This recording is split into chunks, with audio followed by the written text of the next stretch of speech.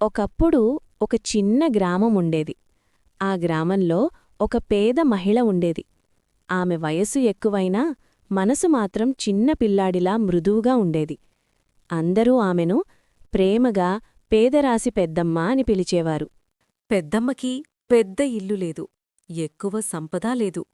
కాని ఆమె దగ్గర ఉన్నది మాత్రం ఒక పెద్ద మనసు. ఎవరికైనా ఆకలి ఉంటే తన దగ్గర ఉన్న కొద్దిపాటి అన్నం కూడా పంచేది. గ్రామంలోని పిల్లలు స్కూల్కి వెళ్లేటప్పుడు ఆమె దగ్గరికి వచ్చి నమస్కారం చేసేవారు. ఒకసారి గ్రామంలో తీవ్రమైన కరువు వచ్చింది. వర్షాలు పడలేదు. చెరువులు ఎండిపోయాయి. పిల్లలు ఆకలితో అలమటించారు.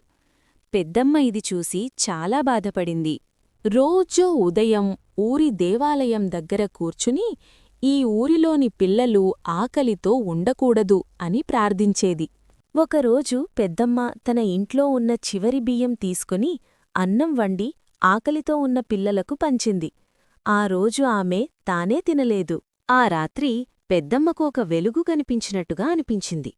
ఎవరో మృదువైన స్వరం, నీ త్యాగం, నీ మంచితనం ఈ గ్రామాన్ని కాపాడుతుంది అని చెప్పినట్టుగా అనిపించింది. మరుసటి రోజు ఉదయం ఆకాశం మేఘాలతో నిండిపోయింది. చల్లని గాలి వీసింది. కొద్దిసేపటికి వర్షం పడింది. పొలాలు మళ్లీ పచ్చగా మారాయి. పిల్లలు ఆనందంగా నర్తించారు. గ్రామస్థులందరూ పెద్దమ్మ దగ్గరకు వచ్చి, నీ ప్రార్థనల వల్లే ఈ వర్షం వచ్చింది అని అన్నారు. పెద్దమ్మ నవ్వుతూ, మనమందరం మంచిగా ఉంటే దేవుడే మనలను కాపాడుతాడు అని చెప్పింది. కొన్ని రోజుల తర్వాత పెద్దమ్మ నిశ్శబ్దంగా గ్రామం వెలుపల ఉన్న చెట్టు కింద కూర్చుని ధ్యానం చేస్తూ ఉండగా కనిపించలేదు. గ్రామస్థులు వెతికారు, కాని ఆమె కనిపించలేదు.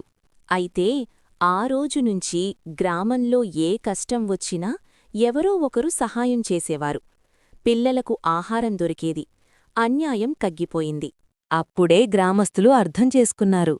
పెద్దమ్మ శరీరం కనిపించకపోయినా ఆమె మంచితనం గ్రామంలోనే ఉంది అని.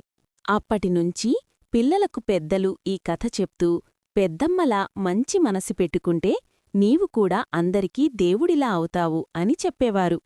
నీతి: వయస్సు కాదు, మంచి మనసే మనిషిని గొప్పవాడిగా చేస్తుంది.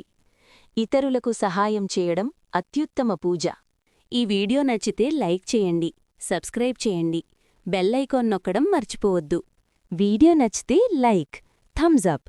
మీ పిల్లలతో షేర్ చేయండి. ఇలాంటి కథల కోసం సబ్స్క్రైబ్ చేయండి.